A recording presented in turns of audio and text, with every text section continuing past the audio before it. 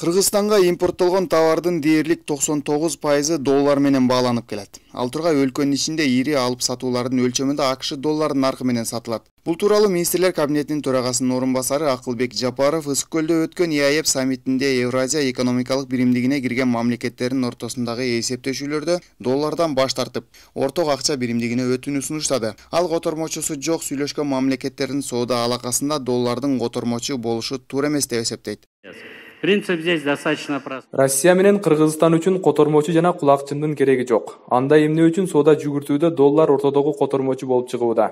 Биз эбак эле Россиядан сураганбыз. Ал тургай Евразия экономикалык биримдигине кирген мамлекеттердин ортосунда ортомчу валютанын зарылчылыгы болбош керек. Так ушул боюнча ишкерлерде товар айлантууда бир топ чыгымга учурап келгенин айтышат. Эгерде ар өлкөнүн өзүнүн валютасы менен сатып алсак, сырттан келген азык-түлүк жана буюмдардын наркы арзаныраак болмок. Бул келип эле кайра карапайым элдин чөнтөгүнө күч келтирет. Бул доллар боюнча биз айта кетсек, эгер биз чет өлкөдөн алган товарларды бүт ошо ар бир мамлекеттин өзүнүн акчасы менен алдык, бизге бир топ жеңил болмок да.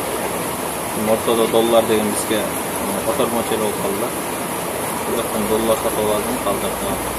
Элге деле кыйын болуп калат доллар. Негизи ар бир мамлекеттин өзүнүн акчасы менен сатып алган. Ал эми экономист Уран Сыдыгалиев доллардан баш тартуу мүмкүн болгон нерсе, бирок ага убакыт керек деген пикирин айтты. Анткени котормочу валютасыз түз соода жүгүртүү үчүн экономикалык туруктуулук керектелет. Боло турган эле нерсе да, бирок ошого жагдай барбы деген суроо туулат да. Анан эң негизгиси эле валютанын курсу эмнеден көп учурда өзгөрөт? Бул инфляциядан да. Анан кийин ошо биздин мына ЕАЭСтин алкагындачы биз ар кандай болот да, мисалы азыр жакында эле чыкты Кыргызстанда инфляция эң көбүрөөк экен темпи депчи. Анан ошондуктан бул нерсени аткарса болот да, бирок ошого жагдай түзүлө элек болуш керек деп атам да. Анткени экономиканын деңгээлдери мындай бир болбосо да, ошого кармап турганга күч каражат керек да. Ал үчүн бюджеттен акча бөлүнүп туруш керек. Жанакындай валютанын курсун кармаш национальный банк катуу иштеш керек да. Ушундай чоң проблемалар бар да. А так негизги боло турган эле нерсе деп айтам да. Тарыхка кайрыла турган болсок, Европа өлкөлөрү да долларга муктаждыгын жоюп, орток валютага өтүү үчүн бир канча жыл кыйналышкан. Карасак, бул жана Евросоюздун эле тажрыйбасын карасак болот да. Мисалы евро киргизердин астында 2 деген 20 жылдай болгон. Анан ага чейин тиги 58-60 жылдардан бери эле ошо бир эме валюта анткени жанакы дайыма товардын жүрүш турушу стабилдүү, постоянный болуп турса, дайыма болуп турса, анда жанакындай акчаны алмаштырган кажети эле жок да.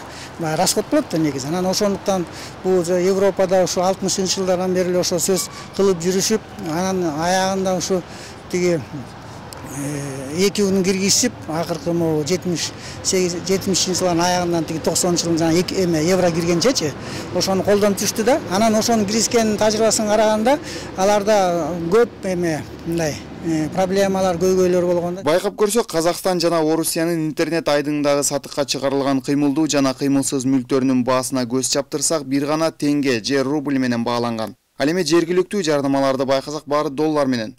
Эгерде биз ички соода жүгүртүүдө доллардын актуалдуулугун өзүбүз көтөрбөй койсок, балким акырындык менен аталган валютага болгон муктаждыктан арылабыз. Ильяс Анарбай уулу, Нурбек Жеңишбек уулу, Нур Ньюс, Бишкек.